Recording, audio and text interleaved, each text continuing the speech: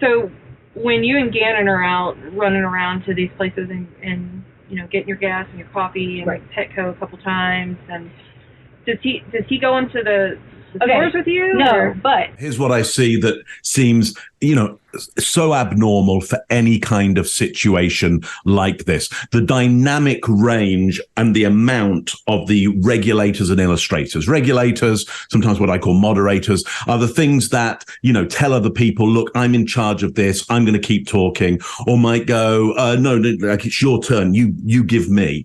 They're ways that we control, to an extent, conversation. So there's lots of those in there. She's trying to control it. Lots of illustrators, lots of ways that she's very dynamically, again, more extremely trying to show us the story, to the extent of, jumping up and miming it out for us. So there, huge dynamic range, because they're going from sitting to standing to sitting again. And it doesn't elongate for a very long time. She doesn't keep it for a very long time. So what does that tell me?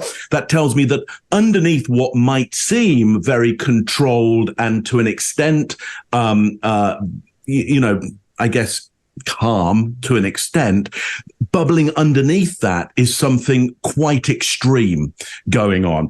There's some extremes in gesture, from going from what I would call grotesque playing, which is down below the belt line or protected in here, up into ecstatic very, very quickly and back down again. Now, that's a range that you only usually see in things like stand-up comedy or rock and roll or something like that, big stage performances where you need to get that audience's attention, and you need to hold that attention for a long, long time. You'll use this dynamic range to control the situation. So again, why does she need to control this situation rather than, as I'm understanding it now, there's a child missing right now. So why is the focus not there, or certainly controlling the conversation to drive towards, let's find, a missing child, if that's the story that's being asked about? I parked, and I know you're going to see this, so I'm going to say that I parked on the front, and I don't know if you'll probably, if you see the Petco cameras. She's giving us a shopping list of events, event, another event. Again, seems incongruous with driving towards what the real crux of this story is. Why this shopping list of events? Eventually, as I recall it, we actually will get to her kind of advocating for her shopping list. If you see the Petco cameras, can I show you? Sure. I'm in the store a lot of times walking back to the front door doing this. In this video, we're seeing somebody who thinks these details are relevant. She's already seen what happened, knows what happened, and somehow believes she needs to act out her behaviors to detectives hours and hours before this thing happened. So just think to yourself, what kind of person would think that these details are relevant and extremely relevant? And they would bring maybe papers in there, but they'd be photographs of the child, what he was wearing, some medication allergies, the medicines that he's on, birthmarks, those kinds of things. So this is all what we're seeing is permissive behavior. It's about giving the interrogator some kind of control, making them feel like they're in charge. It's kind of like saying, hey, I'm not a threat, I'm cooperating. It's a way of reducing some tension and conflict. It's also a way of avoiding confrontation. So they're hoping by being compliant, they're going to, get off easier.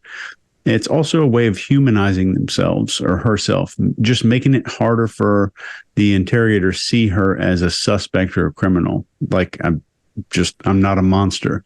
And when she describes going back to check on him, it's funny she can't think of a reason to explain her actions. Can I show you? Sure. I'm in the store a lot of times walking back to the front door doing this. And my point of doing that is because I was making sure that I didn't see him, like, if he needed something or like getting out or whatever. Right. But and I did keep walking to the door. Sure. Several times. And I'm pretty sure I did it on the second visit too. She has trouble explaining why she returned to check the vehicle so many times when an innocent person would understand their motive clearly behind doing this. And she cannot say the word check on him. walking back to the door just to make sure. You know, like if he was like, oh. She's not saying that. She makes up random stuff there. The layout of this interrogation room is pretty damn good. It's how I would advise some departments to do it in some situations, with one gigantic exception, and that's having a glass top table in the room. And I think that's a horrible idea for obvious reasons.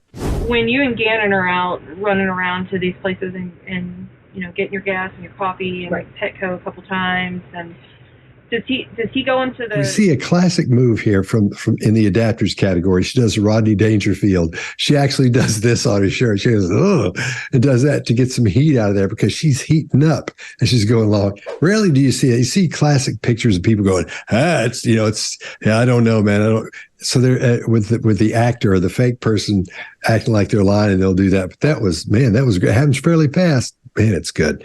Still, so much head touching, so much face touching, so many adapters happening here. They're flying around everywhere. So you're just in there shopping, and then it wasn't even a long shop. Okay. That left leg turns into a barrier to the detective on the right. I think she hits on some points that she sees as a danger subconsciously, because I don't think she consciously is doing that, but she wants to get away from her. So that leg goes out, completely sticks straight out from what she's doing. Greg brought this up yesterday when we were talking about the reflection we're seeing in there from the mirror that's above at what might be the door. I don't see anybody moving around in there, but yeah, I didn't the whole time see anybody moving around. But I think that's fairly interesting that.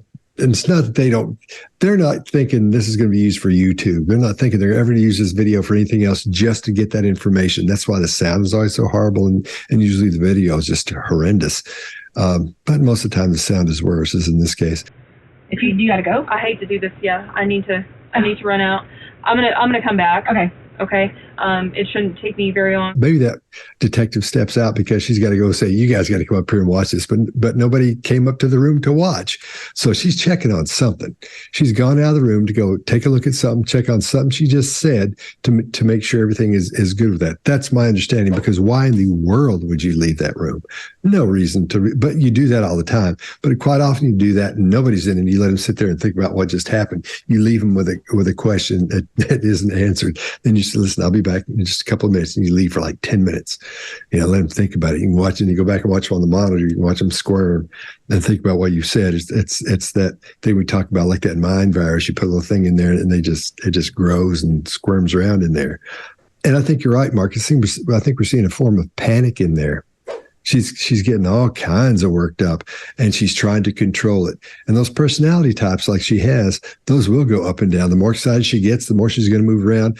And the more she's thinking, man, she might be thinking, I've got this. This is great. I'm going to get away with it, but I'm protecting myself as I go along. I think she gets so excited she can hardly stand it. Take it from somebody who gets all worked up sometimes, and she gets worked up, I think, fairly easily. So I think that's a form of panic, and every second is accounted for with her. Other than Starbucks, I made a wrong turn, and then the 2 times at Petco.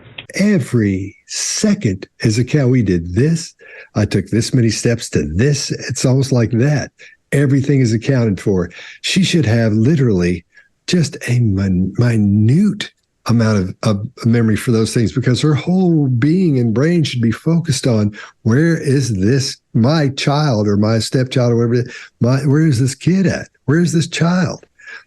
We don't see that at all. Still no grief, still no sadness, still no, oh my God, what do you need from me?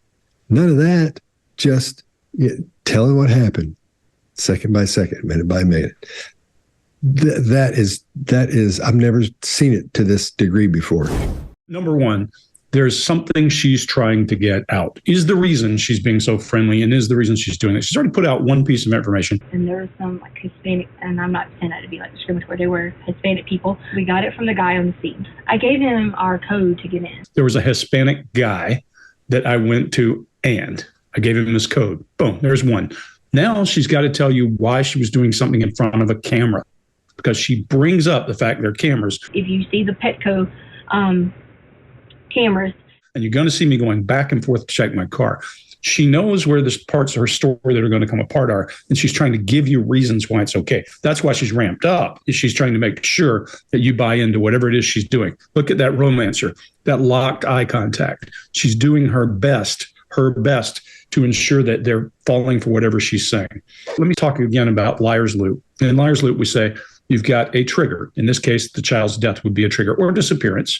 Then you've got to fabricate. So she is probably smart enough that she's fabricate, unless this is premeditated and she's planned this out for a long time, which is even worse. Either way is a bad thing. And she's going to fill in any plot gaps that she can. She's going to think through the process. And so she's going to come up with, why would I walk back and forth and check my car? Because that's going to make me look suspicious. The fact that you bring it up makes you look damn suspicious instead of just suspicious, because now you got an embedded confession going on. Once you get to that fabricate, you have to deconflict that with the rest of your story. So why would I have been at the Petco running back and forth? Don't know, but she's got a reason to cover it. And if you don't believe she's fabricated and deconflicted her story, preparing to pitch it and then have to defend it against you, she says these words. Do you need to know like what I did in there? Or that's a source lead all day, every day. Of course I need to know. Even if you don't need to know, I would ask. She's prepped. When she says that, her legs thrust and she starts to adapt. That makes me go, something's up. Something's different. I think that leg thrust is a regulator. And I think it's her pushing people away as she does that. And then she goes into what I call the multimedia show. Look, I brought props. And then she gets up and starts to body illustrate and mime, to your point. What the hell? You don't see that. And guess what? No horror, not a mention of the kid's name other than to tell you when I was checking on him. Chase, you started off right in the beginning with something I've said many times on the show and in my training. The truth doesn't need support, but a lie loves a crutch.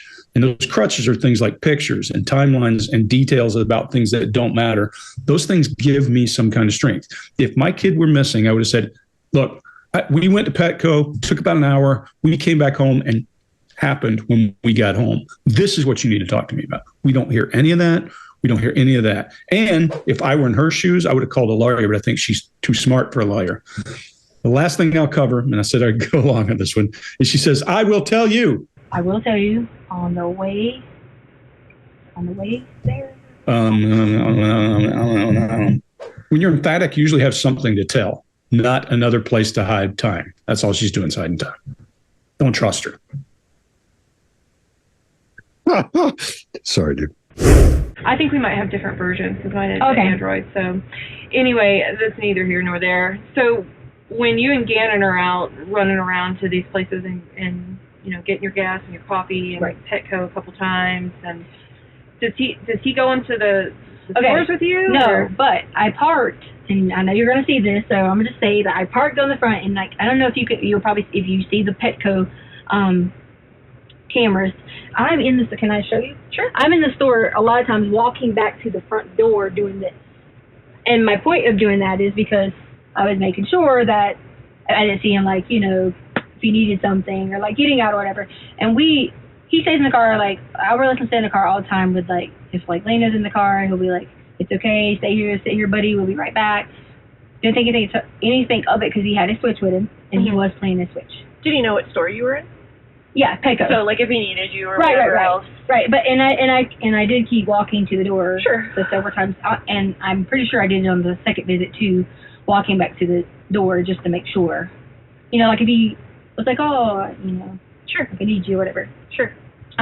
So yeah, you can see that on there. So do you need to know like what I did in there, or so you're just in there shopping, and then it wasn't even a long shop. Like it wasn't. And then you come back out, and then where do you go? So I know we were right in that area, like different places, but I don't think I stopped anywhere else specific to get anything other than Starbucks. I made a wrong turn, and then the 2 times at Petco, and I was looking for Marshalls, but after the second time at Petco, did you go anywhere? I think after that Petco is when we started to head home. Okay, so you go home, and I want to give you like an accurate of that if I pull this up, because I feel like right after Petco we went home. I don't want to try and bring it up. Yeah, I don't want you to think that I missed a stop or something. And I will tell you, on the way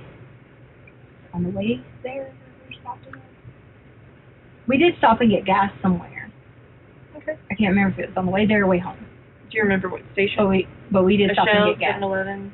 Here, Come and go. If you gotta go. I hate to do this. Yeah, I need to run out. I'm gonna come back. Okay. Okay. It shouldn't take me very long, hopefully. But please continue talking with Detective Houston, and then whenever I get done with that, I'm gonna come back in and we'll get back on again. Right? Yeah, I'm trying to pull this up. If you like this video, get the full body language breakdown and analysis on our main channel by clicking this video right here.